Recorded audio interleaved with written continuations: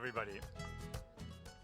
My name is Christoph Heinrich. I'm the very proud and very happy director of this wonderful museum, and I think there might not be a better place really to discuss all the issues and the complexity of the Americas than us here, than this museum, which, you know, always had a strong history of having wonderful collections of Native American art, of pre-Columbian art, Spanish colonial art. But I think ever since the opening, we really became the museum for the Americas in this country, with an emphasis on ancient American art, on Latin American art. We even have now a curator for contemporary Latin American art, and we expanded this quite a bit. Not to mention the shows. We just had, after a very successful run of 3 months, closed last night La Malinche, but we opened 2 weeks ago Carla Fernandez.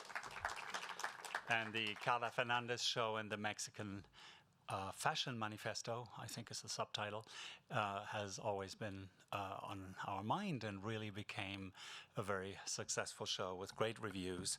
So, you know that we love the vibrancy of the Americas. We love, of course, all that this brings to us, and I think that's a perfect venue to host the discussion this morning.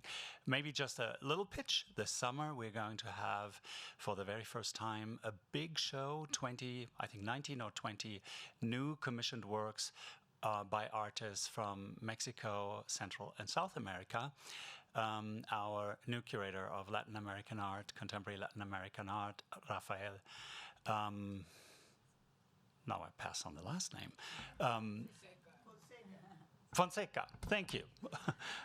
Rafael Fonseca from Rio de Janeiro actually is hosting is putting together right now, and I think they're going to start to install very soon the show Who Tells a Tale Adds a Tale. So, little pun there. Welcome, Congresswoman Mucarsel-Powell. Very nice having you here. We're very thrilled. And thank you very much to the Biennial of the Americas and Cafecito, our dear friend Rosemary Rodríguez, for allowing us to be part in this important event today. I'm as well very happy to welcome the first speaker this morning, our mayor, Michael Hancock. He has been a steady and seasoned leader throughout his tenure here, and always continues to be a bridge, really, a bridge builder, and an incredible advocate for the arts, for the cultural life, and really for the city of Denver. Welcome, Mayor Hancock. Thank you.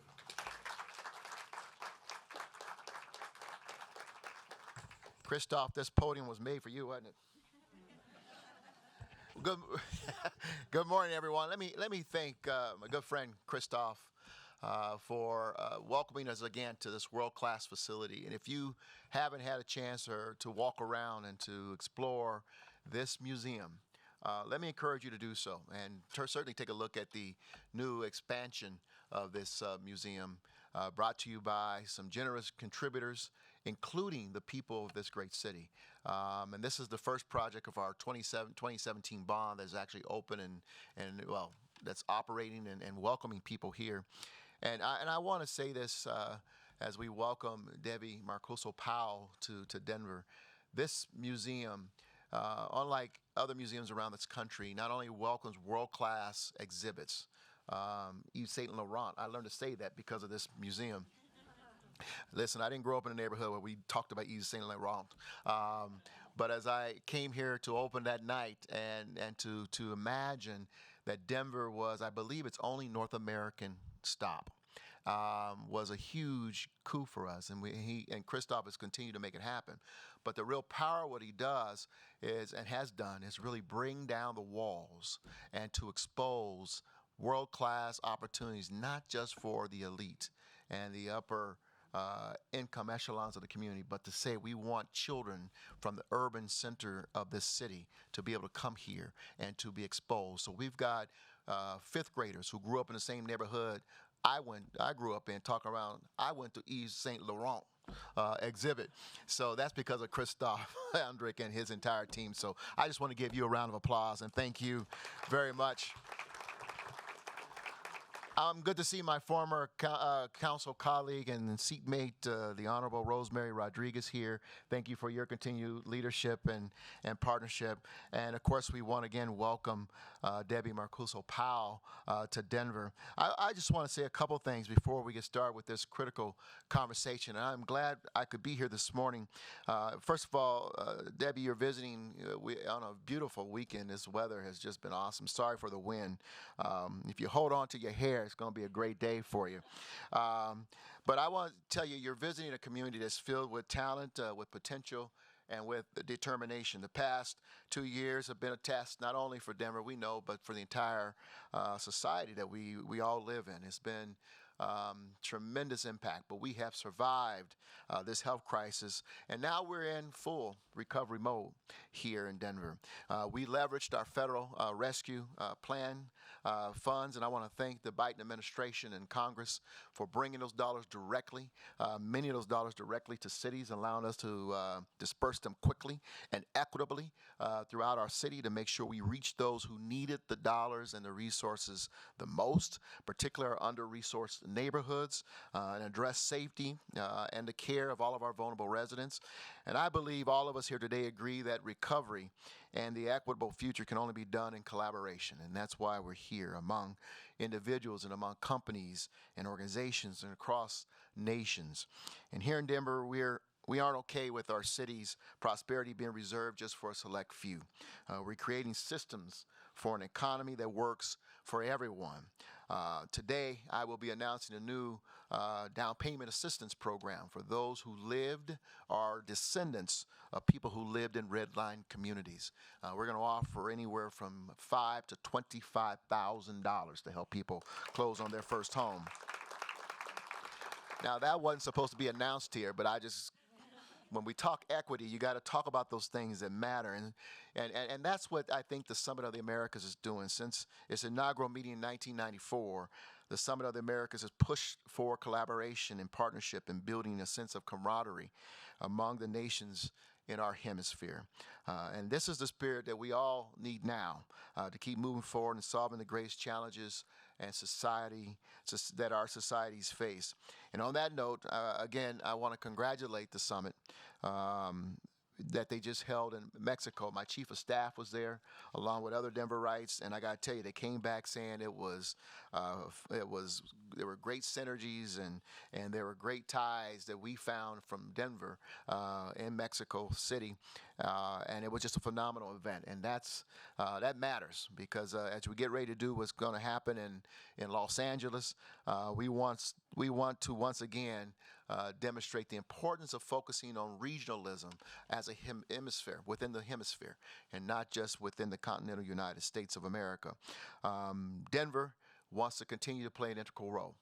We really see ourselves as a stakeholder on that global stage with our diverse talent, our booming entrepreneurial climate, our strategic investments in infrastructure, and the list goes on, and our desire to continue to connect throughout the world through our greatest port, Denver International Airport. Most importantly, we like to be seen as a community rich in history, culture, and resilience, collaboration, and we're pretty adventurous here in the Mile High City. That's what defines us, and we believe that's also what sets us apart. So I'm pleased that the Biennials of Americas, the Summit of the Americas, is a top priority for Uncle Joe and the Biden administration. And while we're not hosting here in LA, beat us out, which is unusual. They don't win much against Denver. No, just teasing. My friend Mayor Eric Garcetti and I were just together last week, and I gave him a hard time for it. We fully support what's about to happen in Los Angeles, and we look forward to the conversation and the commitments that will come out of it. And so I want to thank you all for being here today. Thank you for participating in this critical conversation, and I look forward to hearing how things turn out. Thank you. Thank you. Thank you again. Take care. Thank you, Mayor. But I am going to take a little bit of credit for the weather. You know, I live in Miami, and I brought a little sunshine over here, but it's been beautiful. Thank you so much for welcoming me and the team that's putting together the Summit of the Americas. Thank you, all of you, for coming this early Monday morning.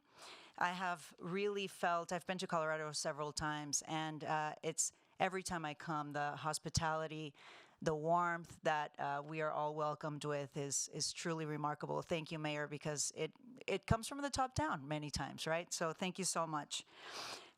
Your passion and dedication of serving this city and its people is really evident in everything that he's been doing here. We also share a deep commitment to equity as a foundation of public service, and I'm so honored to be able to share the stage with Rosemary, Honorable Rosemary, and the Mayor. I also want to thank the Biennial of the Americas for hosting this event every day. The Biennial creates connections, builds community, and inspires positive changes across the Americas.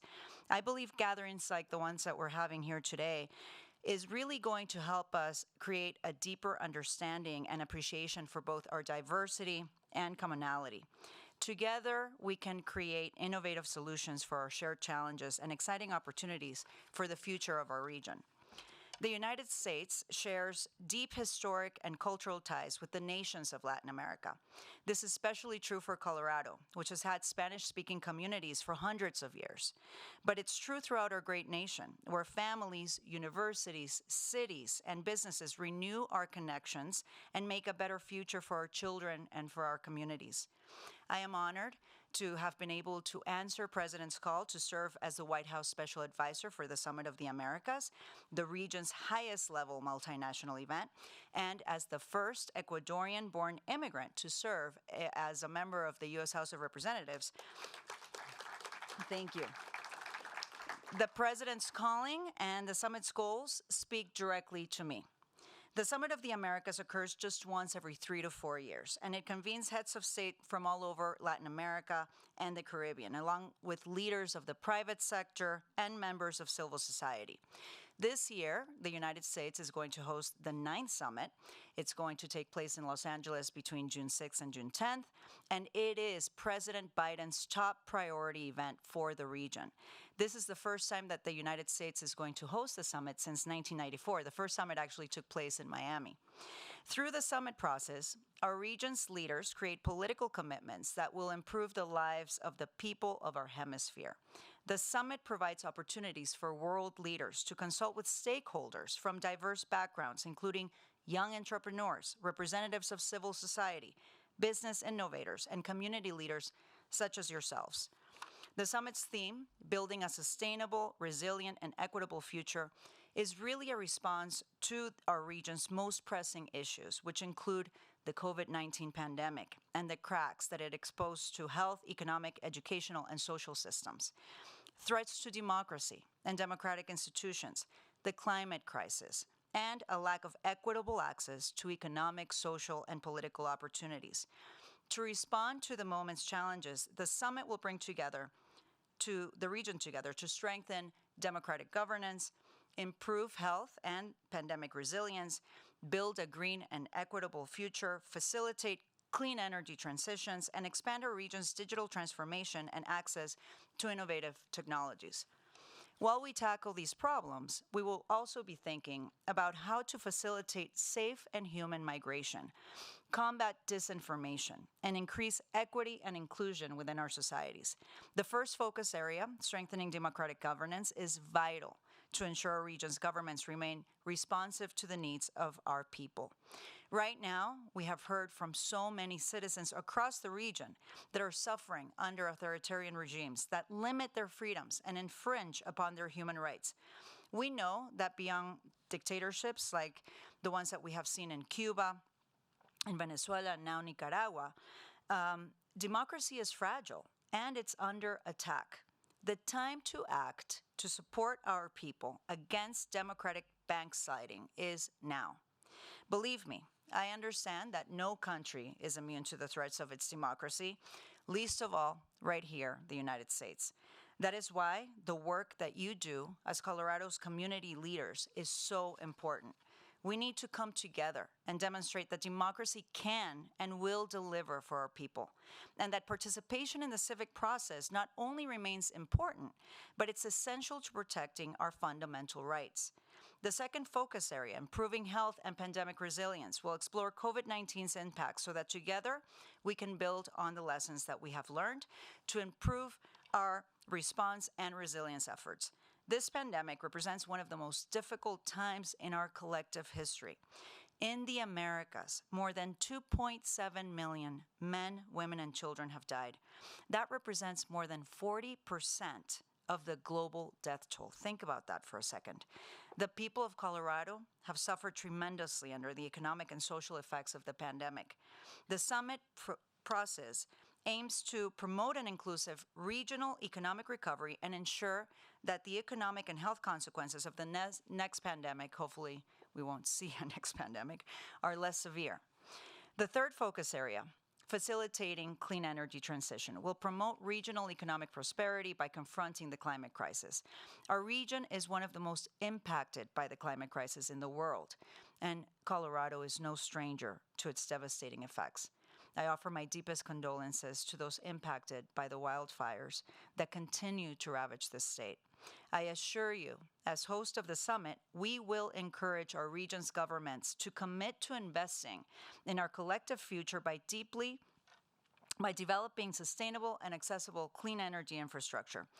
I'm deeply impressed by the investments that the state of Colorado has made to accelerate clean energy transition for its citizens and to facilitate trade and investment in the region related to the innovative technologies developed here every single day. Similarly, the fourth focus area, building a green and equitable future, seeks to further the momentum achieved in climate summits like the one that we saw in the UN conference in Glasgow. Together, we are identifying where this hemisphere can lead as an example to the rest of the world. Our commitment includes measures to address deforestation, ecosystem conversion, and plastic pollution. The beautiful state of Colorado, with its long list of national and state parks, attracts a record number of visitors from all over the world. And you, more than anyone, understand the fundamental need to preserve our natural environment for both the enjoyment and the sustainability of our children and future generations. As the fifth and the final focus area, expanding our region's digitalization and access to innovative technologies plays a crucial role in advancing economic prosperity. For many, the lack of affordable, readily accessible internet connections limits employment opportunities and restricts access to information that our people need to thrive. It limits our people's capacity to participate in critical parts of the global economy, like e-commerce. Colorado, as one of our nation's leaders in innovative technology development and dissemination, can serve as an example of what successful implementation can do to help our people achieve our dreams. Hosting the Summit of the Americas demonstrates the United States' deep and historic commitment to the people of the Western Hemisphere. President Biden has made it very clear that we are going to host the most inclusive Summit of the Americas to date. We want to hear from you, the community leaders of Colorado, about how we can leverage the summit process to improve your lives right here in Denver and create more opportunities in the areas of society that are most important to you. As Summit Special Advisor, I look forward to working with you and alongside partners from every country in our region to create a more prosperous hemisphere for all of our citizens. Thank you again for your warm welcome and for your time and attention here. I am ready to hear your thoughts today. Thank you so much.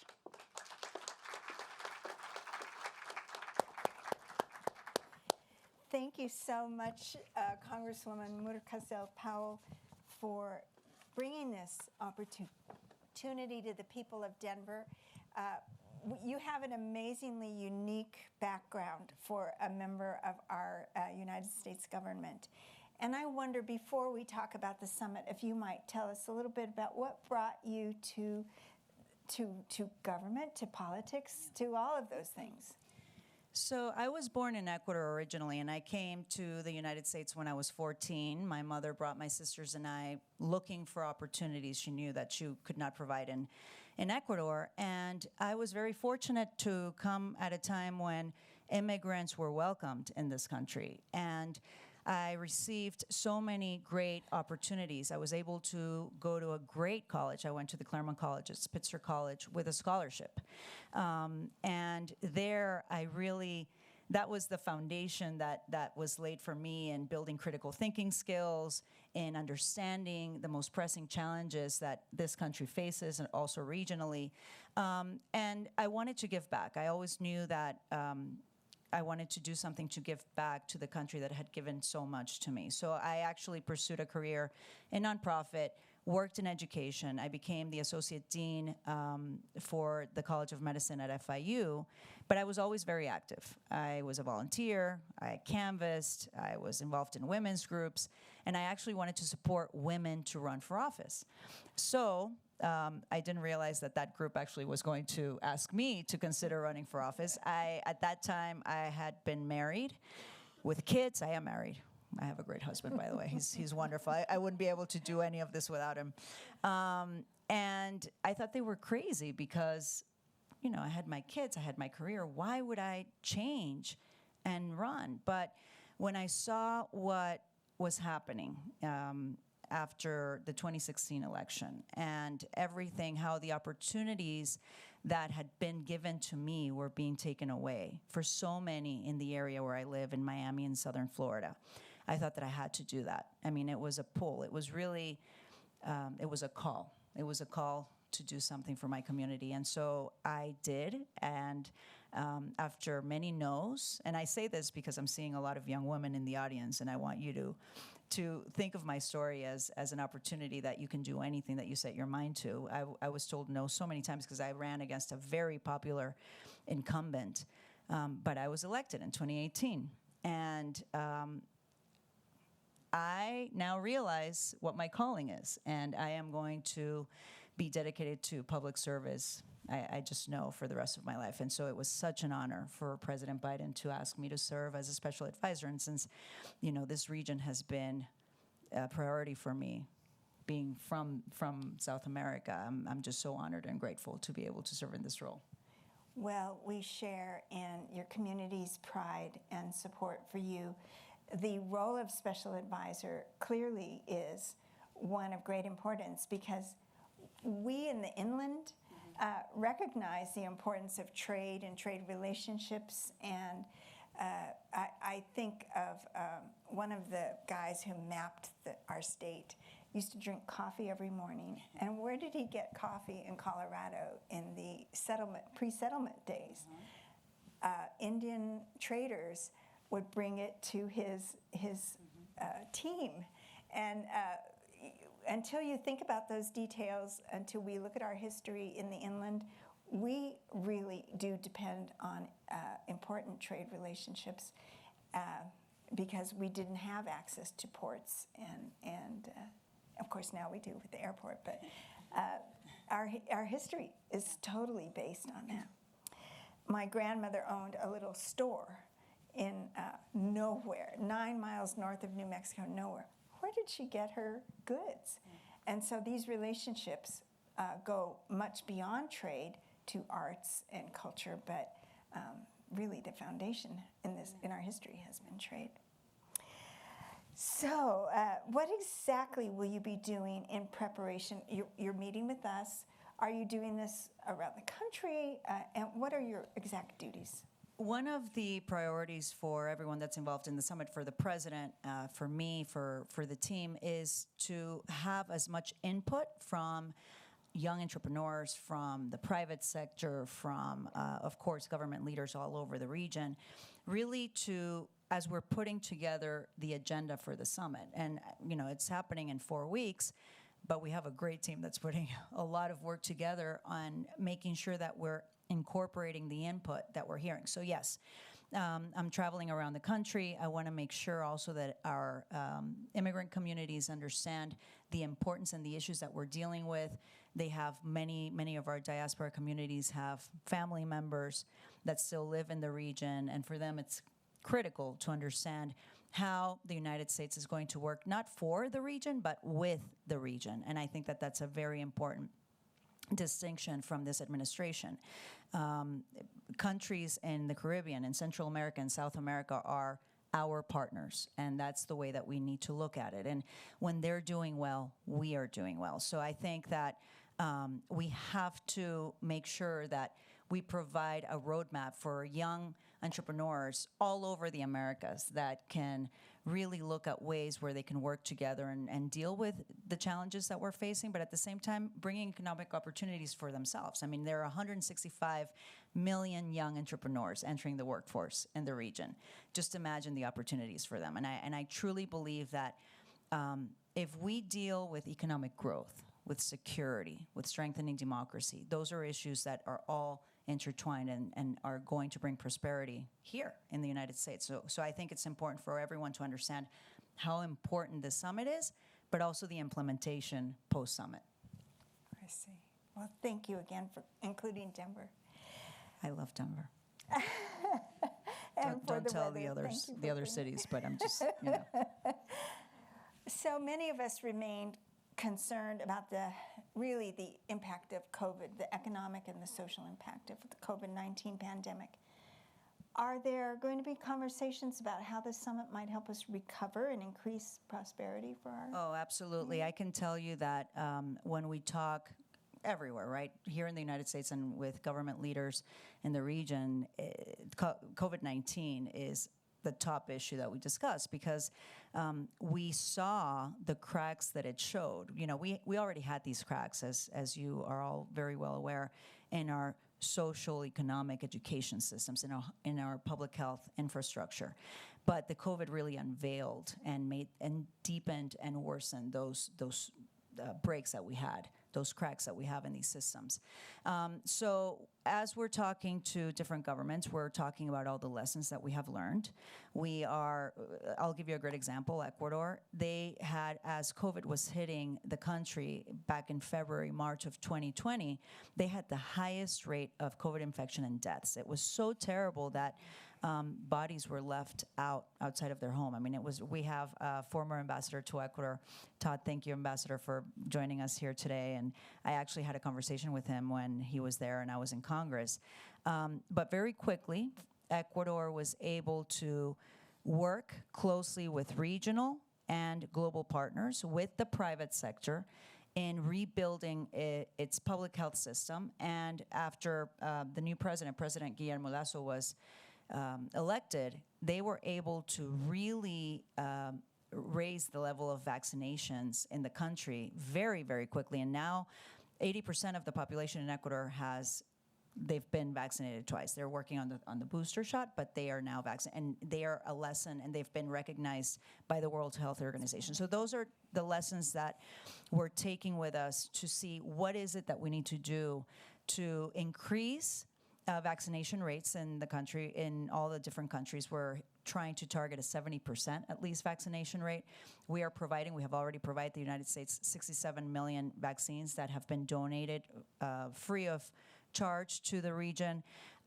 We are looking at ways to build public health infrastructures together regionally, because what we've seen, and you all know, is that this pandemic has shown us that we are interconnected. We are not alone here in the United States. People travel in and out of our country. We know that we need to work closely, especially in this hemisphere, to ensure that we build a health system that can respond to the next pandemic. Exactly. And before I want to pick up on the word she just said, health. I am not being disrespectful by not standing for the mayor or for the congresswoman. I just had a hip replaced last Monday, and so I'm seated. I apologize for that, but next time I see you, perhaps we can merengue. No worries. I'm going to be dancing. One huge concern for all of us is disinformation and misinformation, and we've actually seen a rise in that since the pandemic. Is there a way that you, as Summit members, can help us develop information we can trust? Yes. So this is a huge issue. For me personally, I think it's one of the biggest threats to our democracy. And We have seen how bad actors, foreign and actually also national bad actors, have spread misinformation to really sow distrust in our democratic institutions, to sow distrust in our government, to sow distrust in the media, in good journalism, and to instill vaccine hesitancy. It's really affecting the health of our communities, particularly communities of color here in the United States and marginalized communities in the entire region.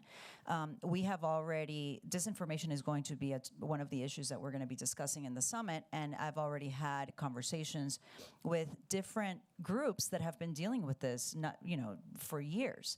And one of the things that we need to remember is that, unfortunately, a lot of local press, local newspapers, local media, it's being shut down. They don't have the resources. So we need to find ways to support good journalism and local media. We need to find a way to instill critical thinking skills in the next generation so that they can really quickly identify what's true and what's not.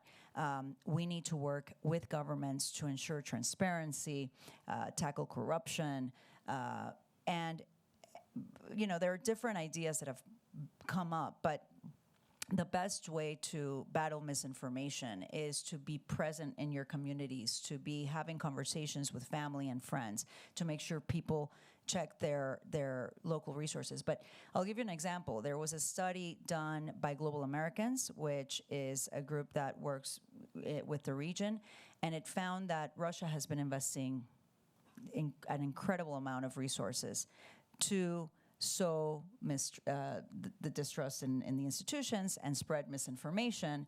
And a lot of that is coming into the United States. Another reason why this summit is so important and why it's important for Americans to understand here in the United States that we're interconnected and we need to deal with these issues regionally. So we do have a lot of ideas. I think the fact that the State Department is focusing on it, the administration is focusing on it, the governments in the region understand that it's a problem is very positive, that we're going to be able to find ways to battle it and strengthen our ties. It's wonderful. I want to thank you for mentioning migration in your earliest remarks. I think that it's on the minds of all of us, especially now. It continues. And how will the summit address some of those challenges? I can tell you that President Biden, Secretary Blinken have been already working with different regional governments on forming a migration agreement so that they can deal with safe, orderly, and humane migration. What we've seen at the border has been a result of decades of political violence, political persecution, the decline of democracies, the climate crisis, the effects of stronger and stronger storms that have been affected, that the Caribbean nations have been affected by, Haiti, for example. So we need to work regionally to provide those economic opportunities so that families are not left with the choice that they have to leave their home country and their families behind because they have to feed their children. Or because they're in fear that their children may die because of political violence. So we're expecting that there will be a migration agreement with the region so that we can work with our partners on dealing with these causes of why we're seeing so many people. But this problem is not going to go away, and it's not a problem that's only affecting the United States. This is a problem that's affecting the entire hemisphere, but also globally. And I always remind everyone that because we tend to be so focused on this border issue, but it's so much more complicated and larger than that. And governments understand that. I mean, Colombia has welcomed over 2 million Venezuelans just in the past 3 years because of the humanitarian crisis that Venezuelans have faced in that country. So we have to work with Colombia on providing them support, Ecuador in providing them support, Uruguay, they have opened their doors, but it's starting to become more, you need to have the resources to be able to support these huge numbers of migrants. We're seeing now Ukrainians that are coming to the Western Hemisphere. So I feel optimistic that we are finding ways on working closely with these countries so that we can alleviate the most pressing issues. That's So encouraging. Thank you so much for that message. Another tough issue. I really appreciate that you're willing to take these kinds of questions. Because I'm used to it. I was in Congress. You can ask me anything at this point. Democracy in our region is under threat. You mentioned several of the hot spots from authoritarian regimes and populist leaders who are undermining democratic institutions, particularly the press and free speech. How will the summit strengthen democracy in our region? Is it even on the agenda? So the center of the Summit of the Americas from the very beginning, the pillar of the summit was democracy and strengthening democracy since 1994. And we are now celebrating 20 years later a charter that was signed, the Inter-American Democratic Charter, that everyone signed in the Americas except for Cuba at the time, really making a commitment and a promise to strengthening democracies, to providing results for the people. We are seeing right now that citizens all over the region are demanding transparency. They are disillusioned with their governments. They want governments to really get rid of corruption. And it is our responsibility in the summit to make that commitment, to continue to provide a roadmap for other countries, for them to understand that they have to deliver and show their citizens that democracy works, that we have to protect the rule of law, that we have to find a way to provide fair and free elections in countries like Venezuela, for example. So there's nothing that we can't do if we can do it together. I truly believe on that. It can't just be the United States saying, you need to do that. I mean, we have to have all the countries in the region understanding that they have to be responsible for this as well. But it's not going to require only governments. We have to make sure that companies and the private sector are committed to supporting transparency, good governance, democratic institutions. We have to ensure that civil society, our citizens, are engaged. There's nothing more troubling for me than to see the apathy here in this country for citizen engagement, and in other countries as well. We have to make sure that everyone's engaged, that people participate, that they are part of this collective of building stronger democracies and protecting our democratic institutions.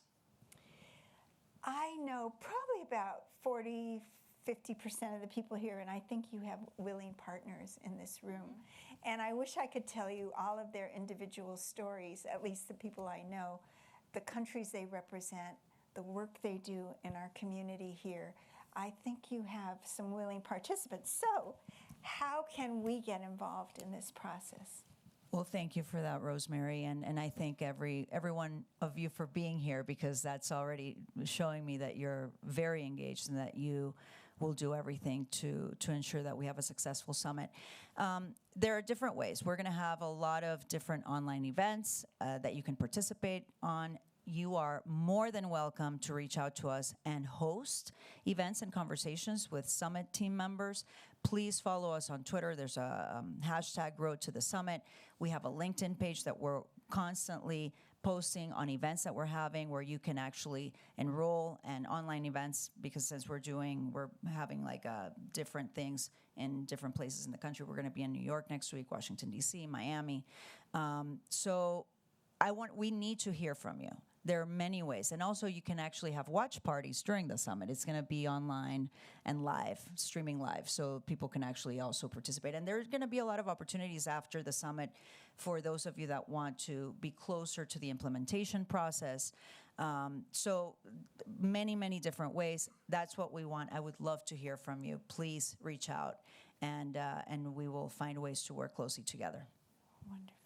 Well, thank you so much again for including us in your Bringing the Weather, and for all the work you're doing.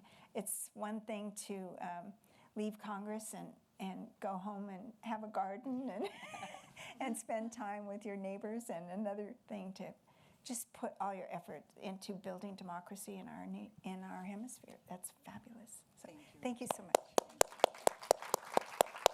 Thank you for having me. Thank you for the conversation. I really appreciate being able to do this in such late notice, and it's been a pleasure really to see all of you. Right. So I don't know if I could ask. Yes, Flora Jane. I think we have just a little bit of time if there's any questions Oh, wonderful. from anyone. So maybe we can get If you would like, would you stand if you can? I want. Okay, Mr. Gonzalez. Armando. I'm really pleased to see someone so centered and understanding of the issues of the Americas. I thank you for labeling dictatorships of Nicaragua, Venezuela, and Cuba as they are.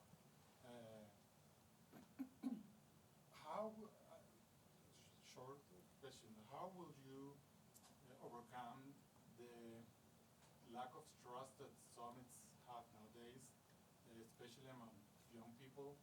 It's the ninth summit, and nobody knows what achievements have been done in the past issues, and now how will you bring that trust?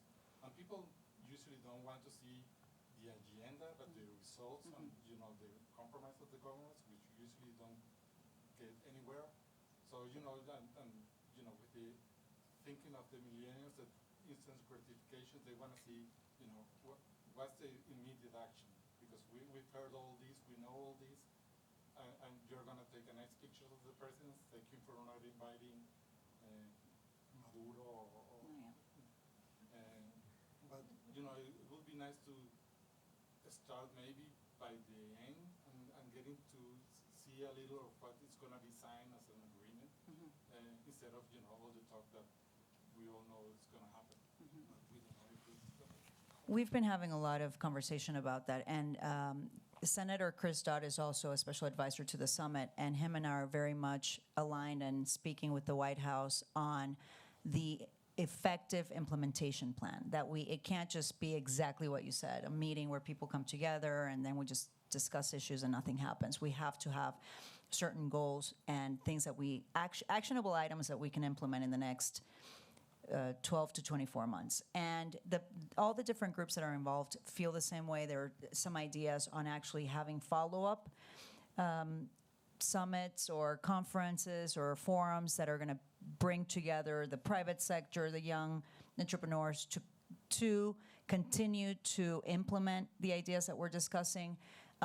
There are things that have happened after the Summit of the Americas that many people maybe don't realize, but there was a program that was started, and I don't know, John, if it was 4 years ago or 6 years ago, but the Young Americans Fellowship, where they actually provide financing for young entrepreneurs. And I've read stories of entrepreneurs in Guatemala, in Ecuador, in Brazil, and they help bring financing for projects in their local cities and local neighborhoods. So there are things that have happened, but people are probably just not aware of it. So we want to, communicate that, because that program continues to exist, and they're going to be part of the summit. And how do we have other young adults participating and finding solutions for their communities, getting funding for those ideas that they have, and bringing their community together. So there are things that have happened. We just have to make sure that we do a better job of communicating that and also implementing it. But I agree with you, and Senator Dodd and I feel very strongly that the only way that this is going to be a success is to ensure that we implement everything that we set forth in the agenda. And for maybe the young people who don't remember Senator Dodd, he is a former senator. He's retired, but he's also fluent in Spanish, so I think that's perfect. The gentleman in the guayabera, I just have to look at it. Buenos días. Hola. On behalf of the Latino Cultural Arts Center, thank you for being here. Flora Jane, thank you for the invitation. We talked a lot about systematic change, coordinated systematic change across a lot of different issues. And I'm thinking this is going to take a coordinated effort across government, from the executive, the judicial, the legislature. How do we ensure that the summit is something that's bipartisan, that can actually be passed, that can actually take root, and not just something that stays, at the highest levels and hope that it trickles down? How do we ensure that these issues are bipartisan and that we have that systematic change? So the bipartisanship, look, the conversations that I've had with other heads of government in the area really understand how important it is now more than ever, as we've seen the aggression of Russia against the Ukraine, how important it is for our region to be closely aligned. And they understand that having the United States be a true partner and a strong partner in their governments so that they can actually tackle these economic challenges that many of them have faced. And I think that a lot of these issues, unfortunately, should not be partisan issues, right? I mean, when we talk about migration, for example, I think everyone understands that if people are coming here, it's not because they're choosing to walk by foot thousands of miles, threatening the lives of their children, themselves, because they have nothing else to do, right? I mean, they're doing it because they have no other choice. And that's something that I think the citizens of this country have to understand, to put pressure on members of certain political affiliation that are using it to divide, are using it to criminalize immigrants that are coming to this country, that we need to come together and discuss how we have a safe migration law, an orderly migration policy that will treat immigrants with humanity, that can provide refugee and asylum for those that are seeking it, that have every right to seek it under international law and norms. How do we provide the support that other countries need for them to be able to welcome migrants into their countries as well? And how do we really target what's happening? You know, how do we deal with the Maduros of the world that now we're seeing in Nicaragua? That how do we together deal with this? And we can only do that in a bipartisan fashion.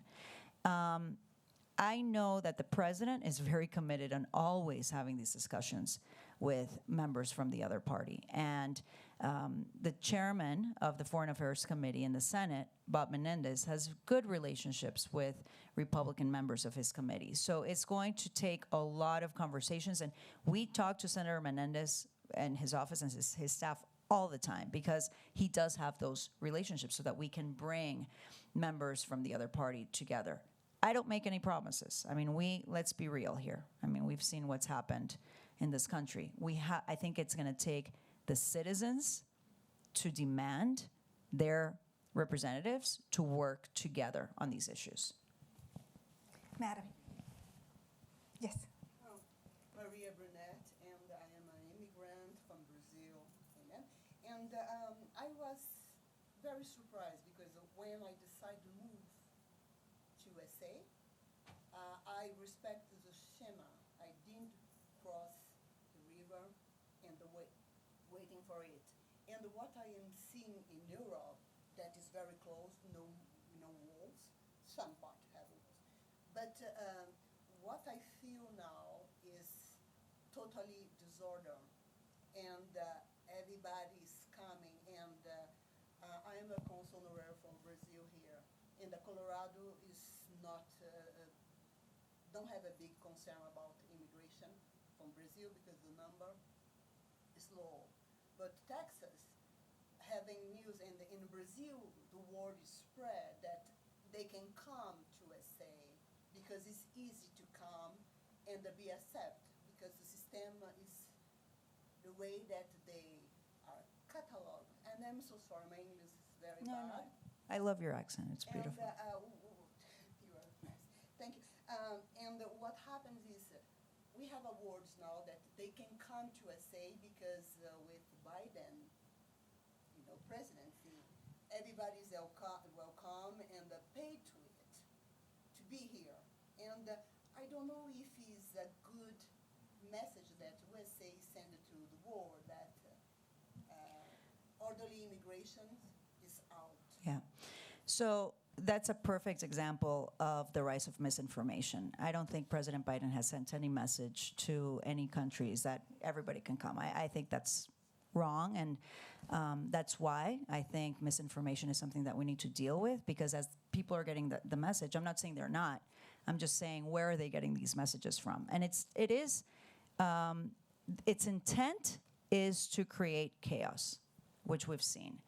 But I can tell you also that as a special advisor for the summit, that's an issue that really is for Congress to deal with and the president to deal with. I'm focused primarily on how we can work closely together with the region to deal with all of these issues. But it's a very good example of why we need to find ways to battle and stop the spread of misinformation. I'm sorry, we are at our limit of questions, but unless you would be willing to take one last question. These are our friends from First Bank, so. We are friends. We Telemundo, oh yes. First Bank are absolutely friends. Thank you so much, and I know we are out of time. I'm 𝘱𝘱 𝘰𝘢𝘱, the President and General Manager of Telemundo Denver. Oh, hi. Hi there. Part of the Universal Local. Telemundo's wonderful, yes. Thank you so much. What an honor to have you here, and thanks to everybody involved in putting this event together. And I wanted to thank you, actually. It's less of a question, but just thank you for speaking about information and the importance of information, accurate information. And the pandemic, if it did one thing, it was just, it showed us how incredibly important accurate, trustworthy, timely information was for our community, especially among the Spanish-speaking community that was so affected in such a big way because of the amount of essential workers that we have in this community and communities across the country. And you mentioned when you were talking about resources at local television stations, and I just want to thank you for mentioning that as well. And it's great to hear that that's going to be a topic of conversation because local television is the most trusted source Yes. of information, and the spending, of course, has gone down in advertising, but yet the audiences have never been stronger. And so I want to thank you for putting that message up because it is so important, especially among the Spanish-speaking community where the vaccination rate is still so low relative to other communities. And so it is critical for us to keep going as local television stations, as Spanish-speaking television stations, as well as or television stations that are serving this community. So thank you for that, and I'm thrilled to see where this goes because it's an important part of. Thank you. You need to stay involved and participate. And I have to say that that's the conversations that we've been dealing with on misinformation and with all the different groups. They're the ones that have been saying you have to invest resources in supporting good journalism, local media, local news stations. We have to find ways to do that. So this all came from all the different conversations. Of course, you know, I may have that opinion, but that's why having these forums are so important. And why your voices are so important. So please stay in touch, stay involved, and thank you for everything that you do, because I know that with limited resources, Telemundo does a great job of giving our Spanish-speaking communities the right source of information. So thank you. Tatiana, you were the punto on our conversation. Thank you so much. Thank you again for joining us on a Monday morning. We'd be happy to do this any other Monday, Flora Jane, if you want to convene us, and especially thank the members of the Consular Corps. I see Mexico, I see our friend from Brazil, and I'm sorry if I don't see any others. But if you're here, thank you so much for joining us. Thank you so much.